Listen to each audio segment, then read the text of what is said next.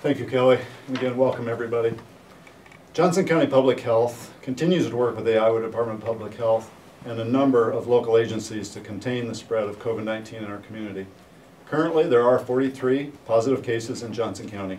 9 have recovered from COVID-19 and are no longer considered infectious and are now under the same recommendations as the general public. We are fortunate to have great partnerships in our healthcare institutions, both here in Johnson County and in Linn County, along with the Iowa Department of Public Health and the emergency management, again here in Johnson County as well as Linn County, as well as Linn County Public Health. The governor's closure of restaurants, bars, gyms, salons, and other public places, along with additional government and private sector businesses voluntarily closing to the public or having their employees work from home, and the schools and colleges closing, will help us to stop the spread of this virus. COVID-19 is in Iowa communities, and many more Iowans are likely to become ill in the coming weeks. We must practice social distancing. Social distancing is putting space between yourself and other people. Maintain a distance of 6 feet and avoid gatherings. Cover your cough, clean your hands, don't touch your face, contain yourself at home when sick. All of these messages that we've been talking about. Clean and disinfect frequently touched surfaces. Though we encourage people to stay home as much as possible, remember that social distancing must be practiced everywhere. If you must go out to the grocery store or pharmacy, maintain the 6 feet and wash your hands. The goal of social distancing is to lower the space and extent of the spread of COVID-19. If that can happen, then there will be less people with the disease and less people needing healthcare interventions. The actions every single person takes right now will directly affect the ability of our healthcare systems to care for the ill. Staying home on your couch or going on a walk away with your children, away from others, is actually saving lives. It is. It truly is. Now is not the time to shop for non-essential items or hang out with friends or extended family. All we have is social distancing to slow this. These sacrifices of missed sporting events and dining out with friends will be considered small if we can keep those older adults and those who are immunocompromised from getting sick. This won't be forever. The majority of us that will not get extremely ill from this virus need to take actions now to keep the most at-risk safe. Thank you to all of Johnson County residents who are making big and small sacrifices in their daily lives to stop the spread of this virus. So at this point, I'd be willing to open it up for questions.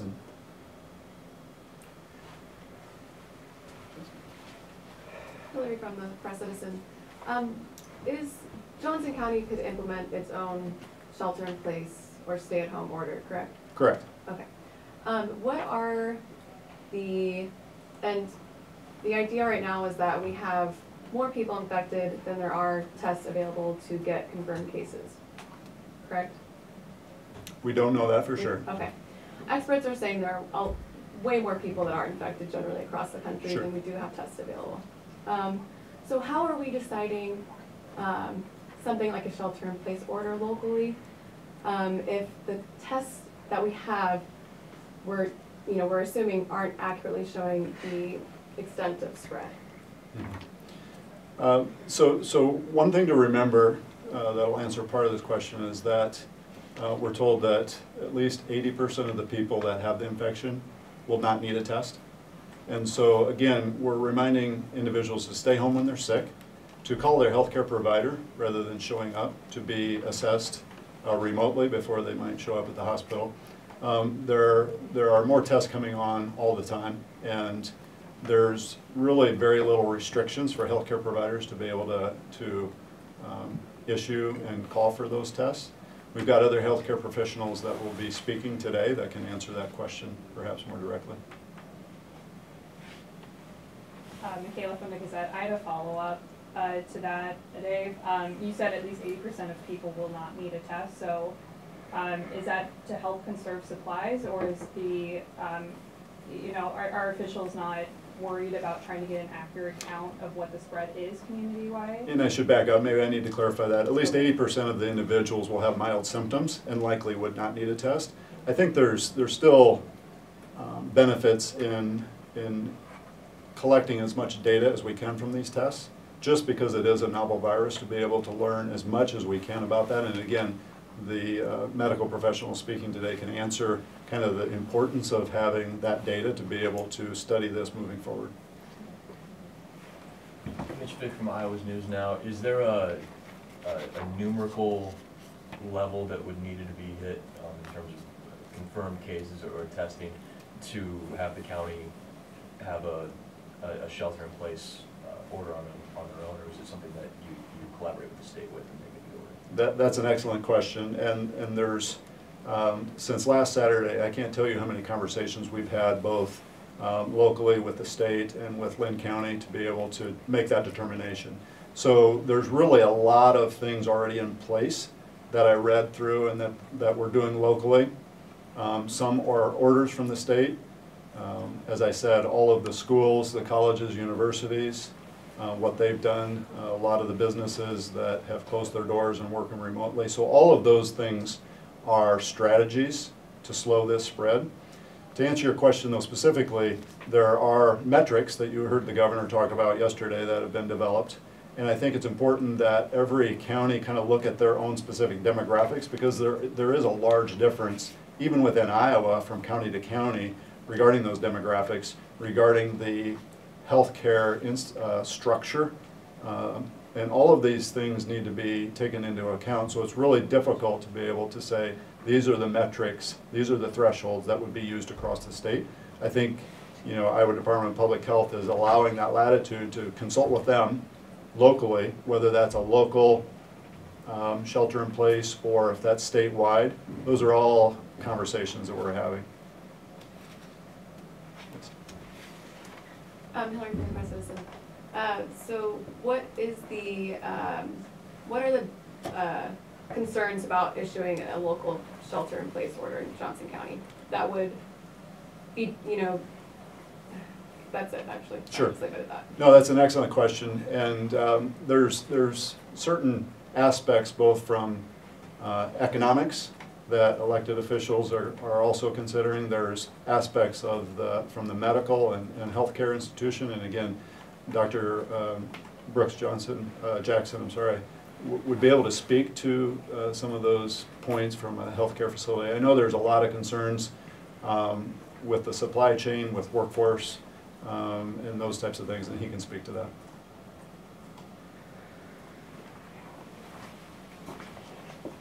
Travis from KWWL. When you guys are notified that there is a positive case in the county, what is your department's role in that? As in, is there any kind of like in-person follow-up or something like that? And kind of an avenue of my question is, what are you guys doing to make sure that your staff stay safe during the process? It's an excellent question, Travis, and just yesterday, our disease prevention specialists have the role of doing the surveillance, and there is no physical contact. First of all, I'll make that very clear. It's all through the phone. What they are going to do, though, is develop a short video or a PowerPoint that will really educate the community of what their specific role is and what those steps are for that investigation and for that surveillance work, so that the community better understands our role from that perspective. And like I said, we just talked about that and thought that that would be a great educational piece for the community to understand that. I think I heard from your department maybe like 3 weeks ago that what you guys do is like you talk to someone who's, you know, either a confirmed case or showing symptoms like twice a day, check their temperature over the phone or over Skype or something like that.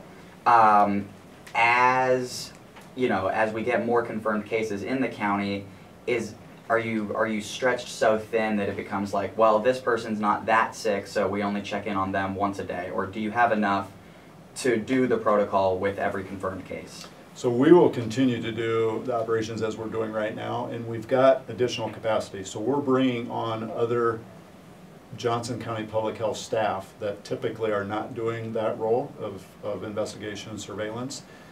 Since all of their operations are scaled back, we have the capacity and resources internally to train those individuals. We just had that conversation at our incident command meeting this week, And those individuals are being trained so that we can continue to do all that monitoring that we need to. There potentially could become a point that it is such a large number of individuals that the state would say, okay, at this point we're not going to do that tracing. I think King County in Seattle has reached that point. And so we will continue to do everything that we're doing now until we are told differently from the Iowa Department of Public Health. Can you just specify and clarify exactly what those points of contact are, just so we all have it correct, and what like the daily check-in schedule is with a patient?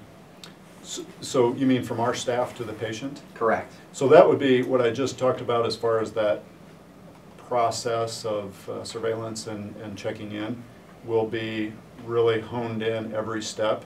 So I just want to wait until that is developed and shared with everybody so that that message is accurate and consistent. Going back to the metrics for a shelter-in-place order, I'm wondering if you can share what Johnson County specifically, if you could share what metrics you guys are, like a threshold, if so many hospitalizations or rate of infection for Johnson County specifically, where you would go that route of declaring a local shelter-in-place order? So I can't answer that specifically, but I can tell you that you said just for Johnson County. We will work in concert with Lynn County. So if one county orders a shelter in place, it would be in step with the other county, just because of the nature of the corridor and the commute between the two communities. It just needs to be consistent between our two counties. Those metrics, as I stated earlier, are still being discussed. So we've got a few more questions for Iowa Department of Public Health on those metrics and the values and the thresholds before we're able to really utilize that tool. And again, that is just one tool to help us determine. We're also looking at many other factors. And so all of those, like I said, the factors from healthcare, the factors from businesses and the economy, certainly from public health, are all taken into consideration. All right. Thank you very much.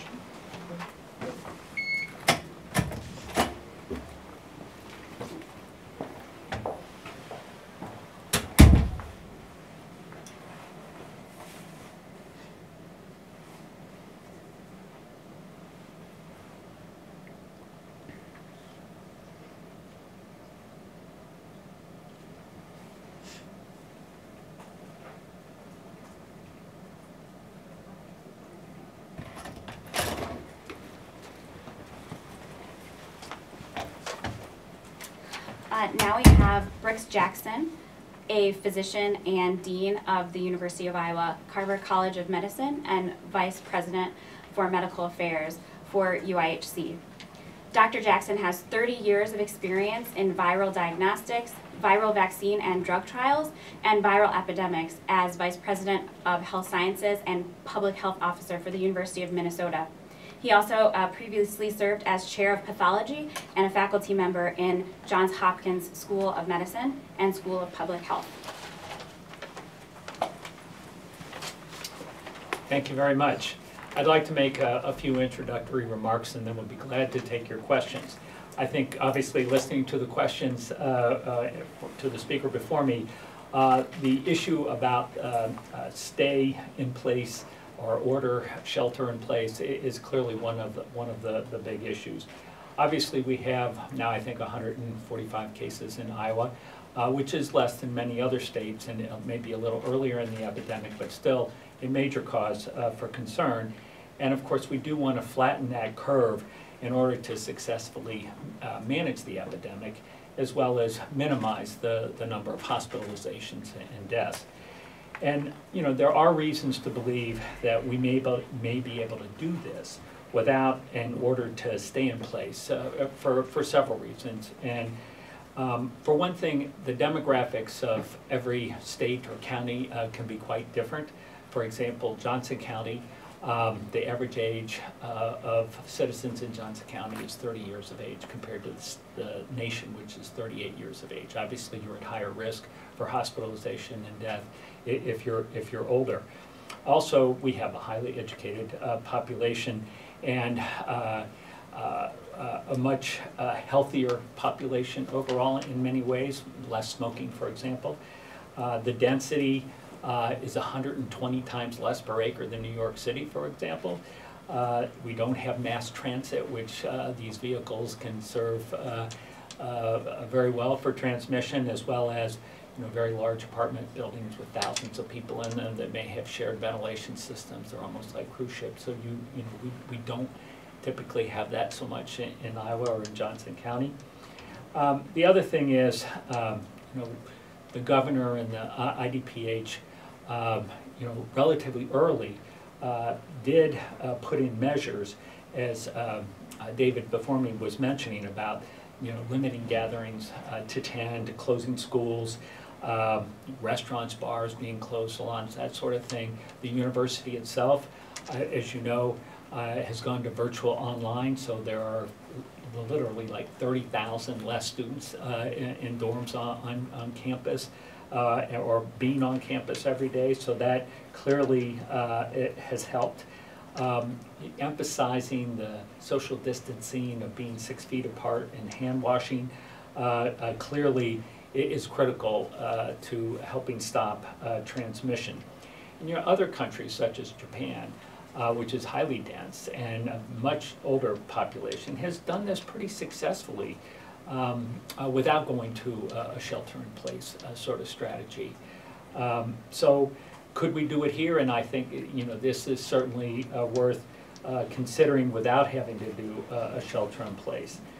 I think some other things that we in Johnson County are really trying to do is mentioning about monitoring patients who are COVID-19 positive, so that if they do start getting sick, we catch them early before they deteriorate with their health too much. And I think we are putting in systems in place to do just that, to minimize then hospitalizations and ultimately minimize deaths. We're very fortunate at UIHC to have a really world-class facility with some of the top pulmonologists and intensivists in the world, and we have access to new drug treatments such as remdesivir, and we're starting convalescent plasma protocols. So these are things which we also hope will minimize morbidity and mortality in Johnson County and to patients who come from elsewhere in Iowa. One of our concerns about putting an order to stay in place is, one, it's economically very disruptive, and we do worry about it impairing our supply chain, which is already under stress as it is. It also, and so to give you some examples, we're a very large organizations with I think a 17,000 person head count, and probably a couple thousand are close to working from home, but we need people at the hospital and these clinics, and they come from all over. Not just Johnson County, but surrounding counties as well, that are traveling in every 24/7 there, and we also depend on thousands of other people that are not UIHC employees, but they provide services. These are small business owners, for example, that potentially provide services. And so if the order to stay in place and they lose most of their business, we lose their business too, and ability to provide services for our system. It also disproportionately adversely affects low-wage earners and the small business owners, as I said, and minorities in particular. So there are some real downsides to them, and you do worry that stay in place, especially among older individuals who may be sick, may be hesitant to go out because of this order is in place, how that might be interpreted. So there are some potential downsides as well. Nevertheless, I think if things like hospitalization rates, death rates, the number of cases per so many 100,000 population These are metrics that I think need to be looked at, as well as our capacity to take patients, staff beds, are all being looked at with the IDPH. That would at some point might trigger a stay in place. So I don't think we should rule it out. But I think in the meantime, it's extremely important that community leaders and the press stress the importance of minimizing contact with others, especially for people over 70 and others with underlying diseases such as high blood pressure, diabetes, heart disease, as they are at significant risk for hospitalization and death with this particular infection. And likewise, younger, healthier people should, really do need to keep 6 feet apart and wash hands to limit the spread and to stay away from the most vulnerable among us, the populations. And I think if we can continually send that message, which we have started already, we may be able to mitigate the curve here without resorting to a pretty drastic step of shelter in place.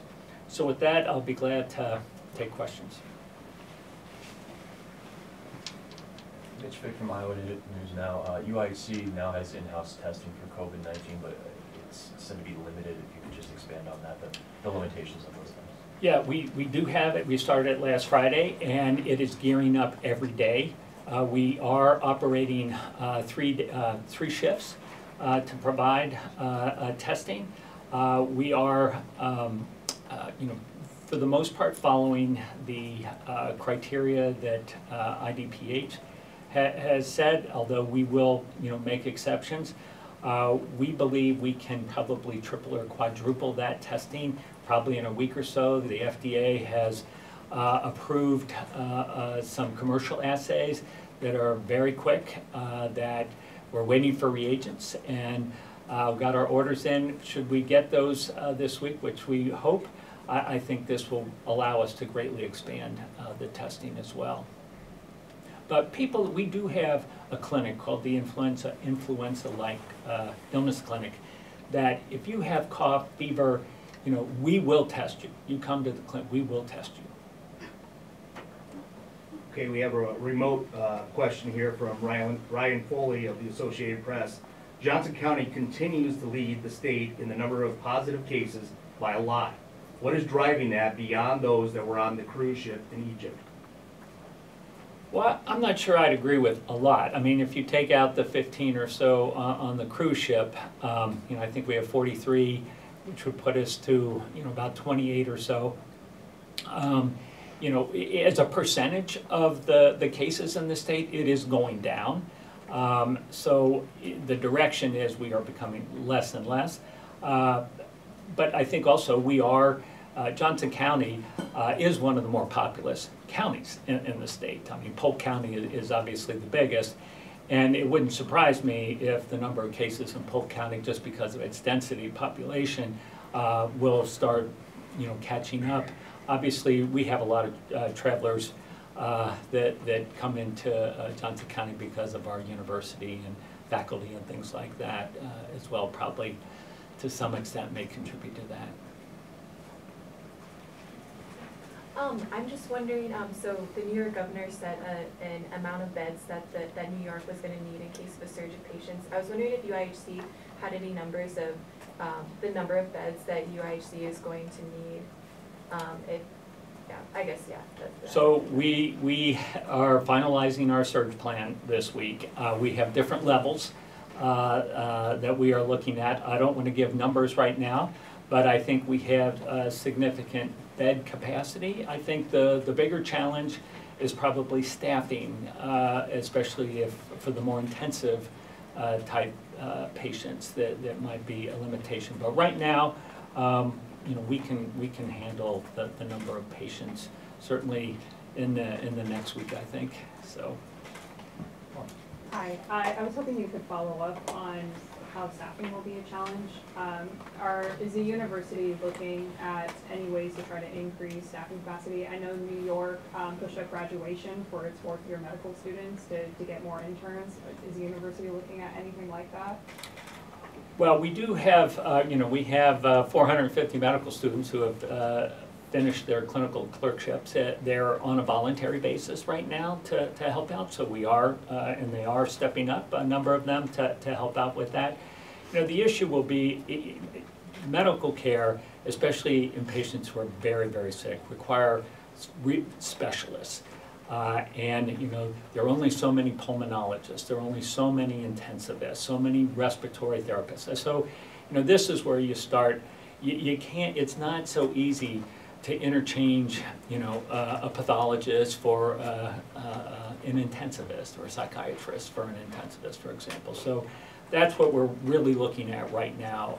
Where are those specialty areas we need to draw from, should we need to? Like I said, right now we're fine, but it's one of our challenges, like everywhere, is still the personal protective equipment, which we are making progress on, and but it's still, because we use so much of it now, we use much more of it for all sorts of patients that we didn't so much use to before to really protect our workforce. Hillary Ojeda from the Press Citizen. The university just purchased a 3D printer, and I was just wondering if that can be used for any kind of printing of, for example, protective equipment or any other equipment that's being Yes, used in their we're own definitely looking at that. The community, not just within the university but outside, has been extremely helpful in being able to provide PPE or make PPE.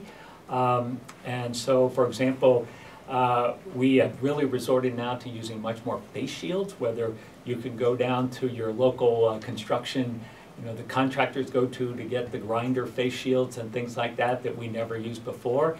So we're finding all sorts of innovative ways to increase our PPE. As I said, some people are manufacturing, they're going down to Lowe's or whatever and buying various acrylic to make that, or plexiglass, for example, for screeners, things like that. So we are not just depending on the outside to do this. We are doing it on our own, a lot of it, which is great. You know, Iowans are, when they see what there can do people here. So, you know, I think we're making progress there.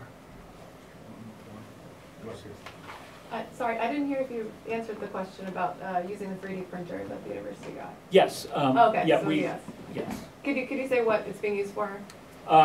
So at this point, some of it is for the types of acrylic shields, potentially, this sort of thing. There's another thing we're using it for, and it's escaping me right now, but I know there's one other thing, and I can get back to you to give that to you for your article. Not respirators, or maybe respirators? That's possible. I don't know offhand. Thanks. So we have another remote question here from Kay Payne with Iowa Public Radio. She asked, based on disease modeling, what is the estimated range of COVID-19 cases that we can expect here in Johnson County, and when is the peak influx of patients needing to be hospitalized expected? Well, you know, every country and community is different.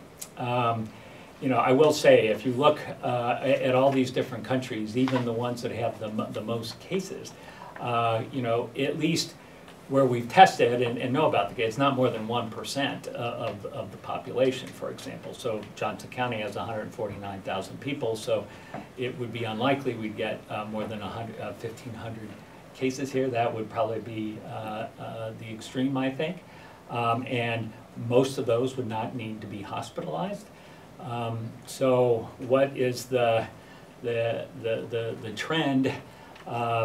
As you've seen across the world, it can vary considerably from being very slow rising and then all of a sudden jump to just keep slowing and plateau. So it's a new virus, and it's really hard to know. And as I said, the demographics and of each community is quite different, and the factors that affect that. So.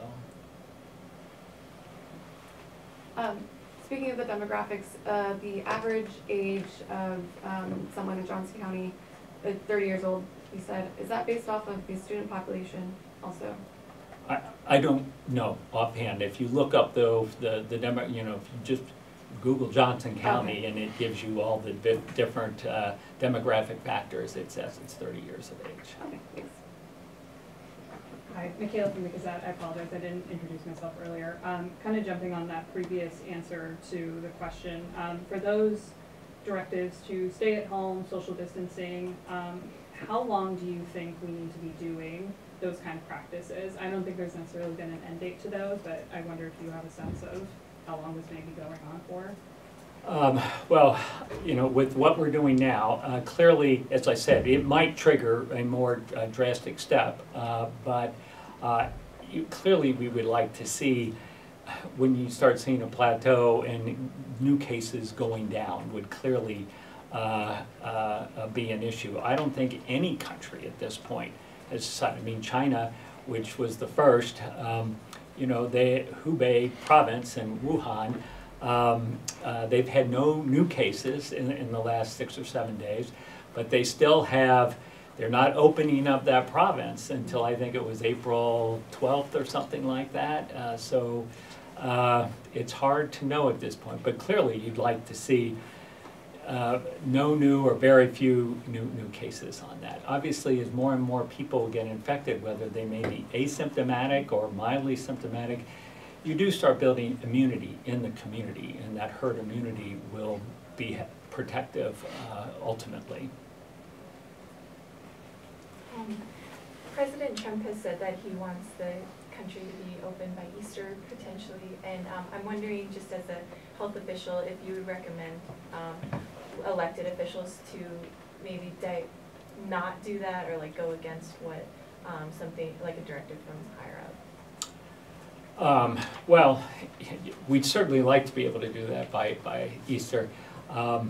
Given the trajectory we're seeing in a number of states at this point, unless something changes, I think that will be unlikely, but you know, it's possible, but I think it's unlikely. We all wish for that, that's for sure. Travis with KWWL. Just given that the situation is always changing, can you say right now how many patients may currently be being treated for COVID-19 at the University of Iowa hospitals and clinics? Well, I think, yeah, roughly about 40 or so. Not all of them are from Johnson County, but about that. They're not inpatients, but total. Being At the least advised by your doctors, yes. Is what you're saying? Yes. I mean, there's also Iowa Mercy City, and you'll talk to SHAWN Williams too. They're seeing patients as well. So that number you just said, that's for all the hospitals in the area, or that's just for the university hospitals? These are people that we have tested that have been positive. Most of those we are following up, but they could be going to other providers. Can you say how many are inpatient right now at UIHC? Yes, we have, I think, 5 today. Thank you. All right. And I should say, they're not all in intensive care either. All right. Thank you.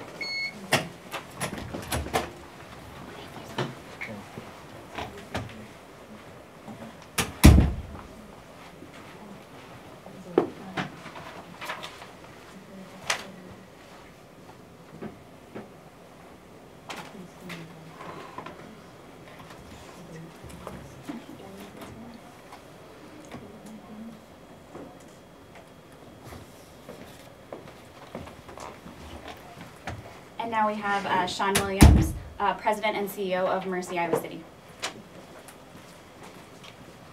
Good afternoon. We at Mercy Iowa City have been meeting regularly with our mayors and city managers of all the communities in and around Johnson County. This has given us the opportunity to share with one another how best to manage this situation, our best practices, as well as our recommendations. As a result, Mercy Iowa City does not support a shelter in place that's being contemplated.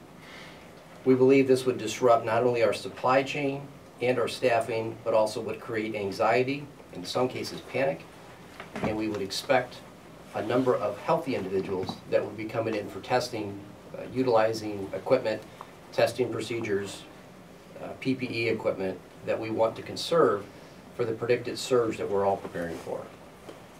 We encourage folks to follow the CDC guidelines, social distancing, washing your hands, staying home if you're ill, and with a particular focus on those that have an underlying health concern, or as Dr. Jackson mentioned, are over the age of 70. Our Mercy clinics began offering telehealth appointments this week. We've also stood up an ILI clinic, influenza-like illness clinic. We are waiting on some final approvals, and we'll have more information on that in the coming days. PPE and personal protective equipment remains in short supply. We have begun receiving donations through Johnson County Emergency Management, as well as from the community, and we are enormously grateful. In addition, a group of our colleagues began making face shields this week, and as of yesterday have completed more than 700. There's more information regarding this effort on mercyiowacity.org on our COVID-19 page. We've expanded our capacity to care for patients who test positive for COVID-19 and need an inpatient stay. We've converted our largest hospital unit for this purpose. It is a negative flow unit with a dedicated air handler. This would allow us to treat 28 patients in private rooms, but we can ramp up to 50 or 55 inpatients with each room having 2 beds if necessary. We currently have 4 patients that are housed in this unit. We've begun working with a reference lab for additional expedited testing as well as in-house testing, but it is a reminder for everyone that you still need a medical order in order to receive the test. So individuals should call their doctor. If they do not have a provider, they can call Mercy on Call at 319-358-2767 to be screened before a test can be ordered. Mercy has been a leader in responding to the COVID-19 pandemic, and we encourage everyone to follow all the recommendations to prevent the spread of COVID-19, but above all to remain calm and have confidence that we're here for you and that together we absolutely will get through this. With that, I'd be glad to take questions. Hillary Ojeda from the Press Citizen. Could you talk about the condition of those 4 patients? So there's 4 patients that are in the unit. There are 2 that are COVID-19 positive. We have several patients that we're monitoring and waiting on testing.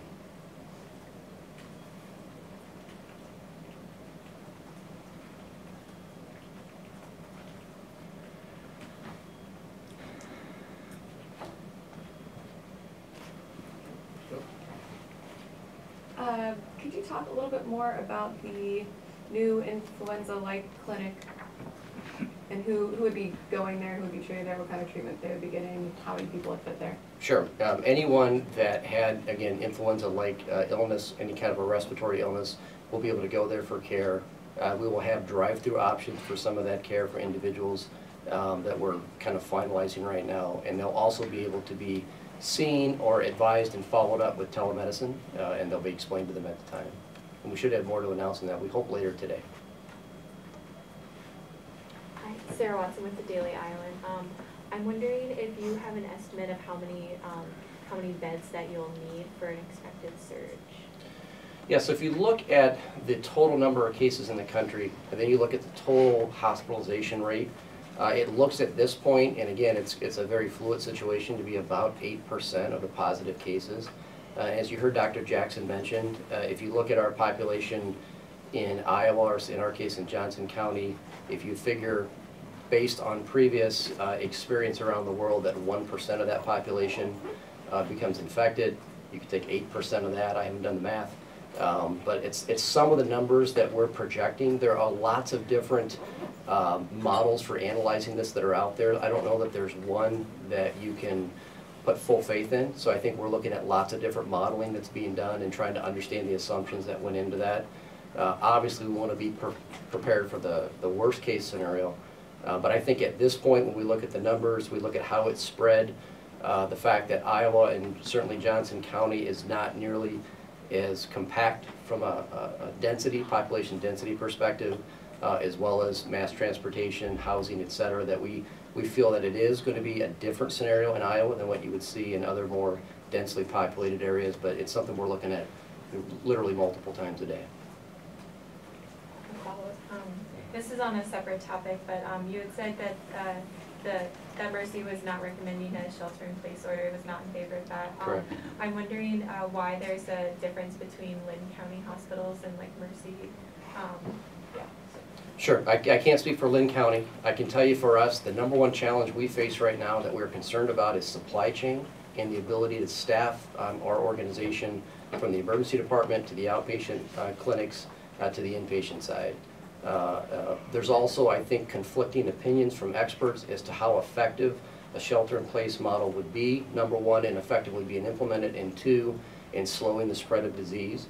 But what we do know is that it will have a dramatic impact, we believe, on our supply chain, which is both local, regional, statewide, national, and in some cases international. So anything that disrupts that for us, especially now, is of major concern. The other is staffing. There's unintended consequences that will come along with a shelter-in-place model that could severely impact our staffing. The number of physicians, as you heard Dr. Jackson mention, that can provide the care that's needed is very limited. And if they or their family are severely impacted by a shelter-in-place, it could disrupt our ability, or their ability, to be there for us and to provide care for our patients. So there's also the notion that given some of those facts, if anything that increases the anxiety or that causes folks to feel more panicked about the situation should be avoided. And I think us as leaders, we've talked about repeatedly in our meetings with the mayors, with the city managers, with other healthcare leaders, need to make sure that we're sending that message that for most people that have a COVID-19 diagnosis, 80% of them, it's a mild respiratory illness according to the CDC. Only a small percent would need to be hospitalized or would even need to go to the emergency room. And so I think for the general population, we should be focused on those that are most vulnerable, either because of age or other underlying conditions. And they should absolutely, and those that care for them, should absolutely be taking every precaution. But I think across the board, shelter in place would create many unintended consequences that would hamper our ability to consistently provide care. Hi, Michaela from the Gazette. The university said that they're looking at the empty university dorm space as potential staff housing. I didn't know if Mercy was looking at similar measures, if you were also inquiring about the use of dorms for your staff. No, we have not inquired about dorms at all for our staff.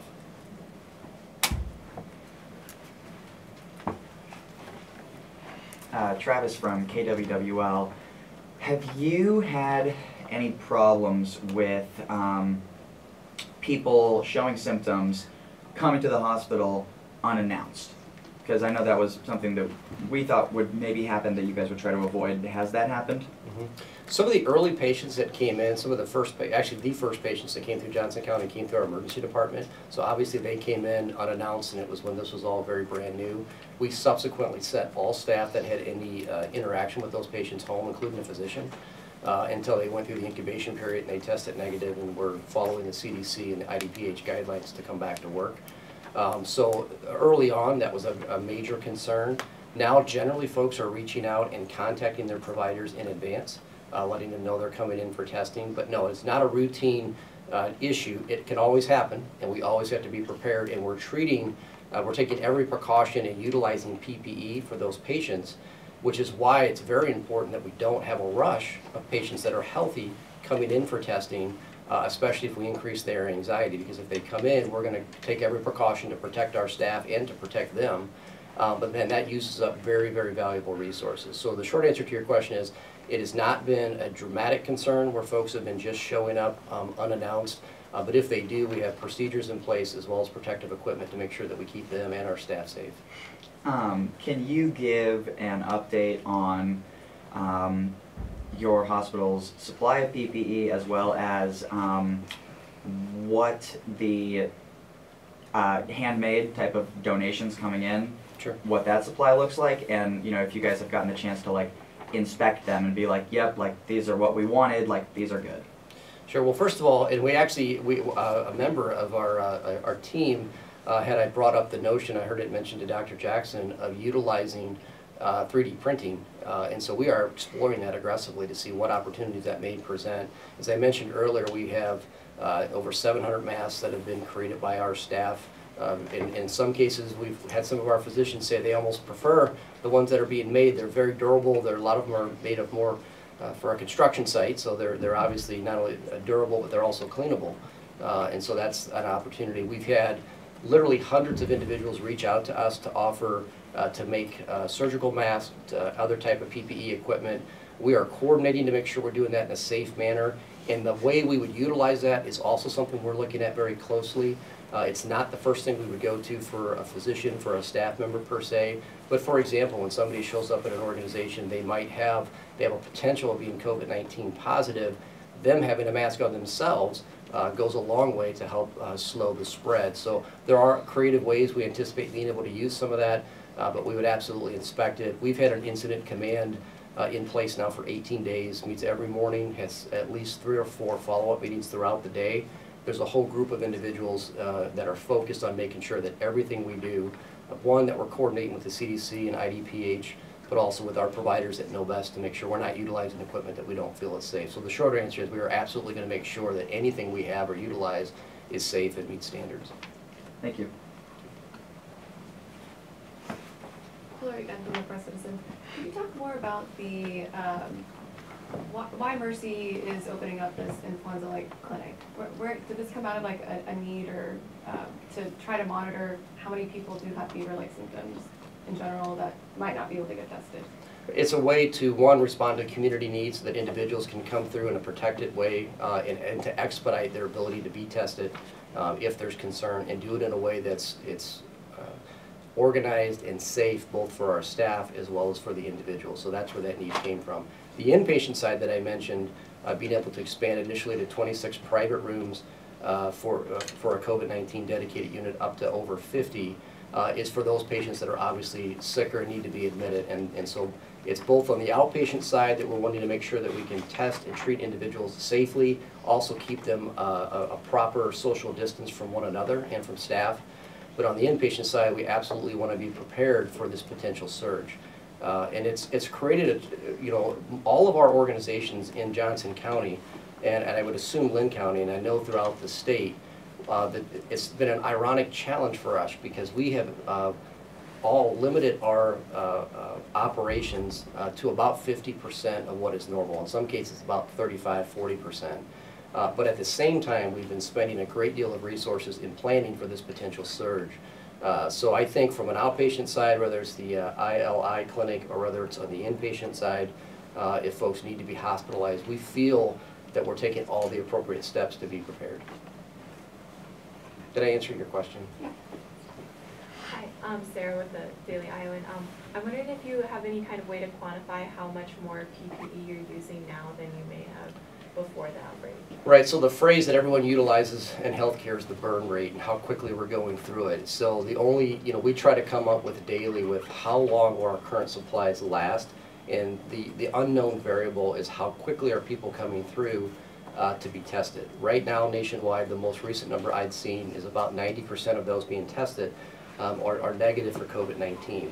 So what that means is, yes, there's a sense of peace and relief for them as individuals, but if they are not symptomatic, if they don't need to be tested, at this point in time, we're encouraging folks to wait so we can conserve that PPE, in particular for the next couple weeks, while we wait to see what is going to happen with this potential surge.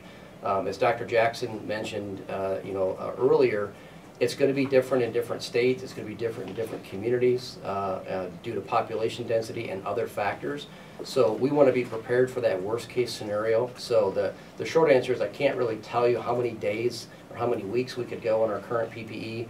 I will say there's been tremendous coordination in Johnson County with Johnson County Emergency Management, Public Health, great relationships with the UIHC and the VA. So I feel very comfortable as a healthcare community that there's going to be a lot of coordination both in Johnson County, but frankly throughout the state, that if we have a run and if there's a strong need, that folks will come together. Hi, Michaela from the Gazette. You said at this point it's important to conserve the supplies and testing supplies that you guys do have on hand. But I wondered if you could address the other end of that. If not everyone is being tested, does that mean we're not getting an accurate picture of the spread? And is that in turn a challenge then for hospitals, not being able to kind of prepare if there is a surge? Yeah, and from a public health perspective, if you look at like what happened in South Korea, where they did ample testing early and very frequent, and they got a lot of people through quickly. They were able to then isolate individuals that were symptomatic and help control the spread. They really did it in a very impressive way for a large country. So I would say, in our case, from a hospital perspective, our concern right now is when you're presenting yourself to one of our clinics, to the emergency room, or to the inpatient side, that we're prepared to care for you. From a public health perspective, I think every effort is being made and needs to continue to be made to make testing more available, to make the supplies more available. There's been a lot of loosening of what needs to be in place in order to provide that. We're hoping to be able to offer in-house testing very shortly. And so there's a lot of things that need to happen, I believe, from a public health perspective, so that that end number of those being tested goes up, and so that we're isolating those individuals that need to be protected. But I think back to Dr. Jackson's earlier point was, I thought, a good one. If you're somebody that has an underlying health condition, if you're in an age category that is vulnerable, then you should just make the assumption, and that kind of self-isolation should happen immediately, and so that you're protecting yourself. And I think for the rest of us, practicing social distancing, washing our hands or using hand sanitizer, staying home if you're sick, those types of things are very, very appropriate. I think last week sorry Hillary, I think last week you said that you tested 66 people. Correct. 12 were positive. Do you have an update on that? Yeah, it's now up to 89 that we've tested, and it's still, the positive number is still at, actually is at 13 currently. But most of those individuals were tested and then went home. They're not in our hospital.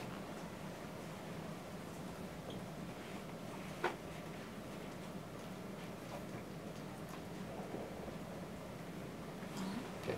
Thank you very much.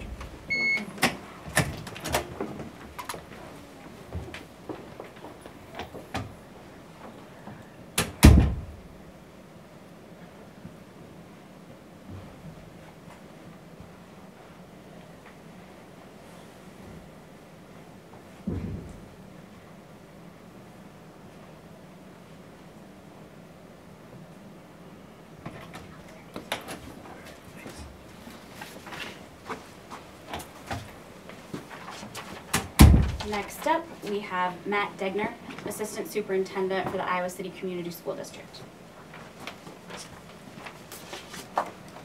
Good afternoon. Thank you for allowing me the opportunity to speak with you today. The Iowa City Community School District has been very active in taking some important steps the last couple weeks since the announcement of school closure through April 12th. On Monday, we kicked off our meal distribution program at 6 different locations: City High School, Northwest Junior High, North Central Junior High, Twain Elementary, Wood Elementary, and Hills Elementary, along with some mobile deliveries to other sites. Meals are available daily, free of charge, and for children's ages 1 through 18. Yesterday, the district served close to 1,000 meals, and we're hopeful that number continues to grow in the days ahead. On Monday and Tuesday, families were allowed to come to school to pick up medication, and we provided information on how to continue to access mental health services for our students. Additionally, we've taken steps to ensure that our employees are paid and remain financially secure during the closure. The district has authorized a pandemic pay rate for those employees identified as carrying out critical tasks during the closure. The Board of Education passed this resolution at their meeting last evening. The district remains committed to continuing learning during this period away from school and has shared an extensive list of resources that students and families can access to continue learning while at home. Teachers are reaching out and connecting with their students, as well as providing them with additional resources that can be used as desired. We're also focused on all students and families having access to these resources and have been actively collecting information from families that need devices and Wi-Fi access. The distribution of those devices and access points will be happening soon. During this time, we encourage our community, families, and staff to stay safe and stay at home as much as possible. We miss you, we care about you, and are thinking about you. I'll take any questions you may have. Travis with KWWL, can you clarify, did you say that there is a different rate of pay for only essential employees in the district? Yeah, we've tried to determine what essential tasks have to continue or critical tasks, and if employees are working during this closure, then yes, they're going to be paid their current rate plus an additional pandemic pay rate during that time of employment. Have you guys had to make a decision? Like I see you saying essential people get a pandemic pay as well.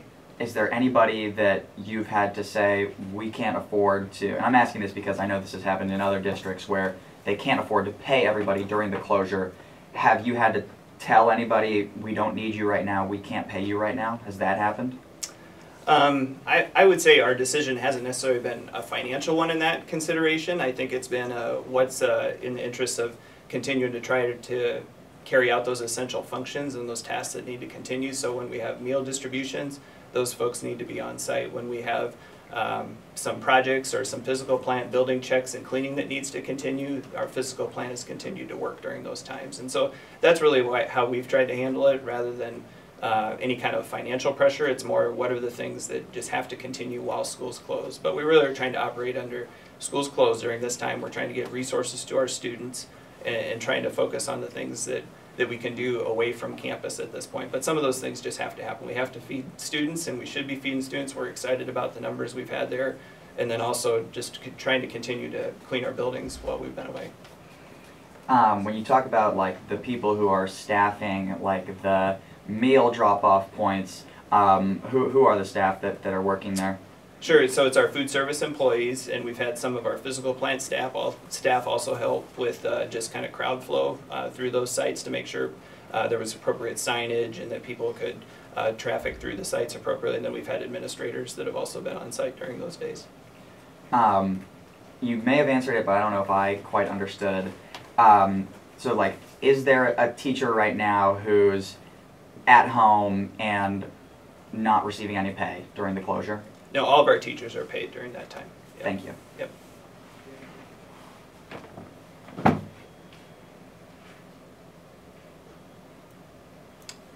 Great. Thank you.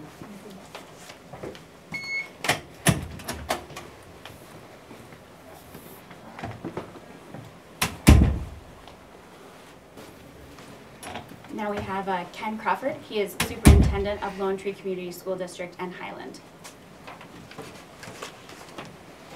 Hi everybody, thanks for having me over here today. I appreciate that. At Highland and at Lone Tree, I'm very, very proud, and I want to make sure we also say too that the work that people are doing is fantastic, and that can be from educators, the custodial staff, to the secretaries. Everybody's working. This is not a time when people are out there just hanging out. We have a lot of people doing a lot of work, and that's for the students of the community as well as for just making sure everybody in our community is getting the services they need.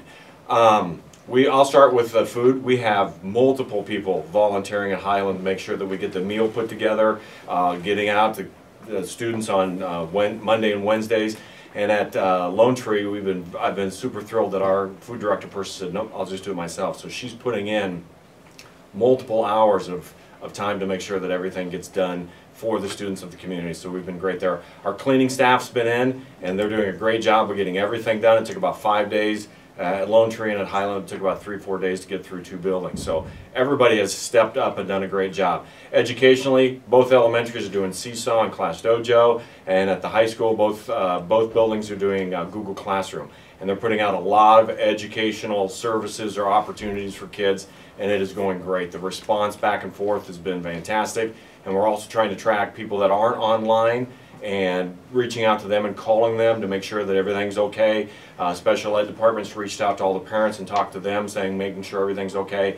So the outreach that I don't think sometimes gets a lot of press is that teachers are not just sitting at home. They're doing a lot of work, and it's all for the communities and for the students. We reached out to all the daycares to make sure, are you full? Are you getting a lot of phone calls? What do we need to do to help in that area? So I feel like sometimes we get lost in that we're having 4 weeks off and it's vacation. And it is not. It is not. There's a lot of people doing a lot of work for the community. So I want to thank them and make sure that that gets emphasized here today. any other questions? I know that there's probably a couple, but maybe I've covered everything too.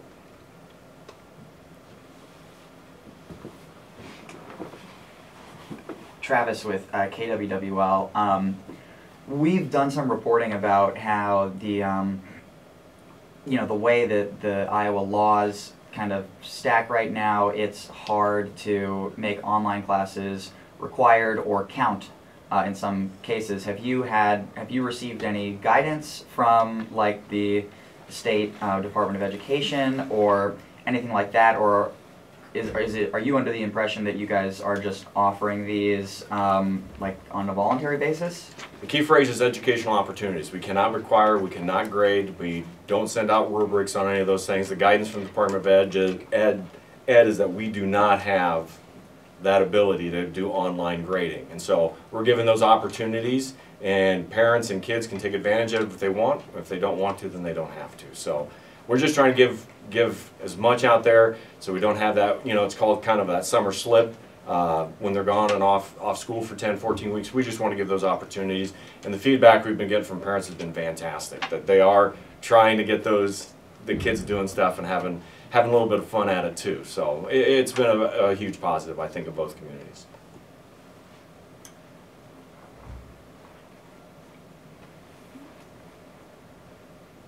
All right. Thanks, everybody. Appreciate it. Thank you.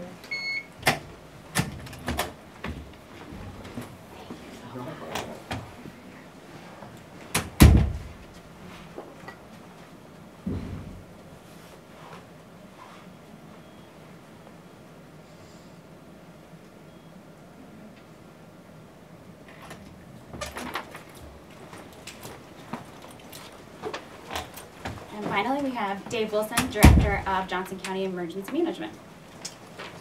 Good afternoon, everyone. Thanks for coming out. I'm going to make my comments brief today. I think you heard a lot from the hospital leadership and the school districts and the cities as well. I think it's really important to remember that this is a unified response, and it's been a unified response since it started that Sunday night. We continue to enjoy strong partnerships not only locally, but as well with Wayne County and Emergency Management Public Health and the hospitals in Cedar Rapids. So to that end, we continue to push out supplies, personal protective equipment, have businesses and industry stepping up to the plate. Most recently, we've got a manufacturer here locally that was going to produce face shields and just needed somebody to cover the raw cost of material. He stepped up to the plate today, reached out to us and said, I can produce these if somebody can pay for the raw material. That's the type of things we see from Iowans, especially folks here in Johnson County. And we think those strong partnerships and collaborations have developed over the years because we are so used to doing disaster response, and we're so good at doing recovery around here. And those positive messages and those messages of calm and what we can all do to work together to minimize the impacts of COVID-19 are really what we want everybody to take home. Social distancing, all those things that really we've been preaching since day one are important to mention. So for the news media locally, I'd like to say thank you. The message you guys have carried forward is one of calm and reassurance, and that is important because it's not necessarily the same narrative that you see everywhere else. With that, I entertain any questions. Travis, you're usually first. I'm still thinking. Okay. Hillary, you're usually second. Yes, ma'am. Sarah with the Daily Iowan. Sarah. I'm wondering which manufacturer said that they were going to... I don't know that he wants me releasing his name, to be honest with you. I don't. That's embargoed information. I don't know what he necessarily wants overrun, but they reached out last couple days actually, and their product looks pretty good. And so we've got some facilities here in the healthcare industry that are going to provide the money for the raw materials for them to produce that. But it's kind of like, I go back to joking about when something shows up in a store, or if we say that, it winds up a stampede. I don't necessarily want to release that without their permission. But just a quick follow-up, you had called for donations for PPE as well. How much have you gotten? Like, what are the channels if people want to donate those? Should they go through you? Yep, they should. If they want to contribute them, donate them here to the Johnson County Emergency Operations Center. Our logistics desk, that phone number is 319-356-6707. And if the phone line's busy, just leave a message. And then we've got an email as well, so if they need that, they can contact us through our email. We've seen a steady stream every day since we put that out last Tuesday, I believe it was. And we've seen a steady stream of donations. Iowa City School District just approached me a little while ago in the EOC, said they're going to be dropping off some additional face shields that they'd reacquired, repurposed from different school district buildings that obviously aren't using them right now. So we've seen a good response from, healthcare partnerships that are closed, whether those are, dentist practices or whatever, to business and industry. ITC reached out to us, etc. It's just been across the board. It's typical what we've seen here in Iowa, whether it's a tornado or flood or whatever.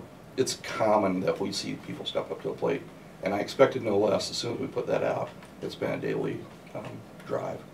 And then those get we sign them in, track who it was that donated it, and then we reissue it out so it sits on the floor less than 24 hours.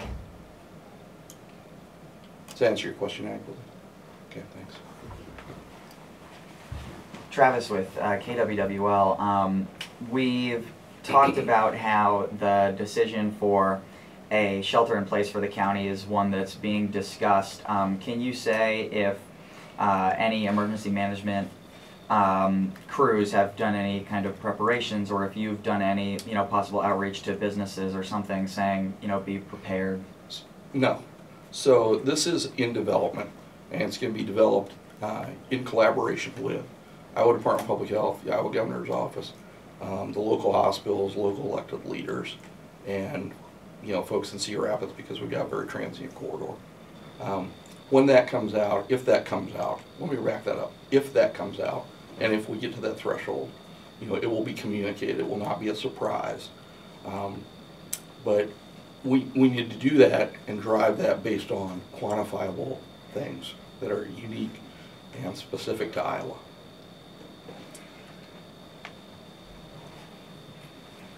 Lori. Hi.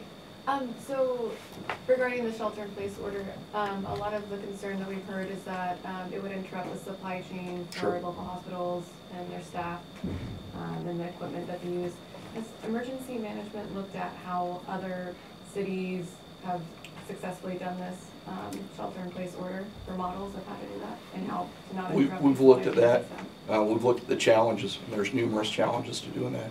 The reality is that in Iowa, that type of thing is a misdemeanor offense. It's very hard to enforce, and we've looked at those types of things. We're Iowans. It's much easier to get compliance by asking people to do things than it is by telling them to do things. And that's the reality that we've seen for every disaster we've had throughout Iowa. If we ask our neighbors and we exert a little social pressure, that's gotten a lot farther with the honey than it ever has with the stick. So we've really tried to push back on, social compliance, social responsibility, and things like that. But we've looked at those things. Those discussions continue, but we're not there yet. Other questions? KCRG, come on. All right. You guys? Mitch? All right. Last shot? All right. Thanks everybody for coming out. I really appreciate it. Thank you. Thanks.